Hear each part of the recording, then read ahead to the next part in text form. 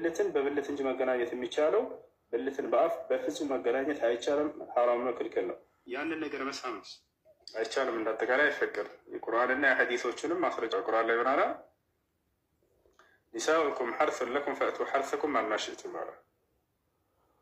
አንድ ባል ከሚስቱ ጋር ሊገናኝ የሚችልበት ልክ ገበሬ እርሻን አርሶ እህል እንደሚያመርተው ሁሉ ባል ደግሞ ሚስቱን ተገናኝቶ ልጆችን ሊያገኝ አይደል? ስለዚህ አንድ ባል ሚስቱን በአፏ ተገናኝቶ ልጅ ማግኘት ይችላል አይችልም? መልሰል አይችልም። ስለዚህ እንደማይፈቀድ ግልጽ የቁርአን አንቀጽ ነው። ምን ይላል? ኢነላሃ ዩሂቡ ተዋቢን ወዩሂቡ ልሙተጠሂሪን ይላል። እኔ አምላካችሁ አላህ ወደ እኔ የሚመለሱ ባሪያዎችን እወዳለሁኝ፣ የሚጽዳዱ ባሪያዎችንም ሆነ ነጃሳ የሆነን ነገር ጠኋራ በሆነ በሴት ልጅ አንደበት ላይ በአፏ ላይ እንትን ማድረግ ይሄ ትልቅ ስህተት ነው።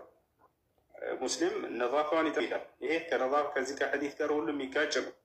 ልክ እንዲሁ በቁርአን ቢያንስ በቀን አንድ ሰው ሱረቱል ፋቲሃን 17 ጊዜ ይቀራል። አልይ ብን አቢ ጣሊብ ረዲየላሁ ዐንሁ ሲዋክ ያደርግ ነበር፣ በጣም ያበዛ ነበር። ለምንድነው የምታበዛው ሲሉት ሊአነሁ መመሩል ቁርአን ይላል። ምክንያቱም ይህ አፌ ክቡር የሆነው የቁርአን መተላለፊያ የሰውነት ክፍሌ ነውና ይላል። ስታነብ ጊዜ ቁርአንን ባንተላለፍበትን ውብ የሆነ ትልቅ የሆነ የሰውነት ክፍል አፍን በነጃሳ ነገር ማቆሸሽ እንዴት ነው?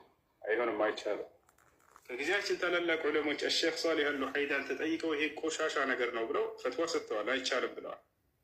ሼክ ዑበይድ አልጃብሪ ሁለቱም ሞተዋል፣ በቅርብ ጊዜ ሞቱት፣ አላህ ይዘንላቸው። እነዚህ ዑለሞች በዚህ ጉዳይ ተጠይቀው አይቻልም ብለዋል እና አይፈቀድም። ዑለሞች እንደ ዓም የተናገሩት ንግግር አለ። እሱ ምንድነው? አንድ ባል ከሚስቱ ጋር በሶስት ጊዜያት መገናኘት አይፈቀድለትም የሚለውን ይዝና ከዛ ውጭ ይቻላል ማለት ነው። ይቻላል እና አንደኛ ሴት ልጅን በሀይድ ጊዜ መገናኘት አይቻልም። ሁለተኛ በወሊድ ደም ጊዜ መገናኘት አይቻልም። ሶስተኛ በመዘራጃ ቦታ መገናኘት አይቻልም። በእነዚህ ጊዜያት መገናኘት አይቻልም። ቦታቸው አላረ ከዚህ ባለው አንድ ባል ሚስቱን እንትን ቢያስደስት ችግር ይላወጣሉ። ይህ አለ ዑለሞች እንደዚህ ያሉት። ሐታ እንደዚህ ካሉት ዑለሞች ያለ በአፍ መገናኘት ይቻላል ብለ የተናገረ አንድ አሊም የለም። አይፈቀድም፣ አይቻልም በፍጹም። አላህ በቁርአን ላይ ያመላከተን አንድ ባል ሚስቱን መገናኘት የሚችለው ልጅ ሊያገኝበት በሚችለው የሰውነት ክፍሏ ብቻ እንደሆነ ያም ብልት በብልት ይበልጉ ስላሉ ሁለት ግርዞች ወይንም ሁለት ብልቶች በተገናኙ ጊዜ ትጥበት በሁለቱም ላይ ግዴታ ሆነ ይላሉ። እንዳለ ሐዲሶችን ሁሉ ብታዩ ብልትን በብልት እንጂ መገናኘት የሚቻለው ብልትን በአፍ በፍጹም መገናኘት አይቻልም፣ ሐራም ነው፣ ክልክል ነው። እንዲህ ብሎ የተናገረ ልጅ ካለ ቪዲዮ የምታዟዘሩ ቅዱሳኖች ምንም የሌለ ቆሻሻ የሆነ ነገር ነው ልጁ የተናገረው። ኢስላምን አይወክልም ይሄ ንግግር። ይባቻል አይደለ? ትልቅ ተርፍ ነው አይደለ?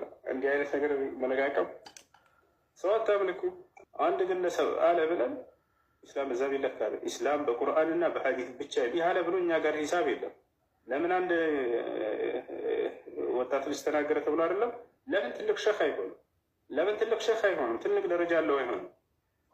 እኛ ሙስሊሞች ደስ የሚለው የሰዎች ንግግር ማስረጃ አይሆንም። የሰዎች ንግግር ማስረጃ ይፈልጋል። ልቁንስ የቱ ጋር ነው ቁርአንና ሐዲስ ላይ እንዲህ የሚለው ብለን ቀጥታ በመሰረታችን ወደ አስላችን የምንመለስ ትውልዶች ነን።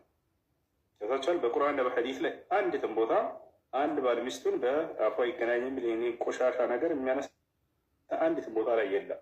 እንዳውም ሙሉ የቁርአንና የሐዲስ ታቻል አይደል?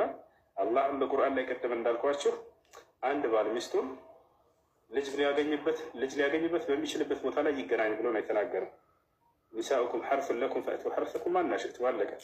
አንድ ገበሬ እርሻን አርሶ አዝመራ እንደሚያመርት ሁሉ አገረው።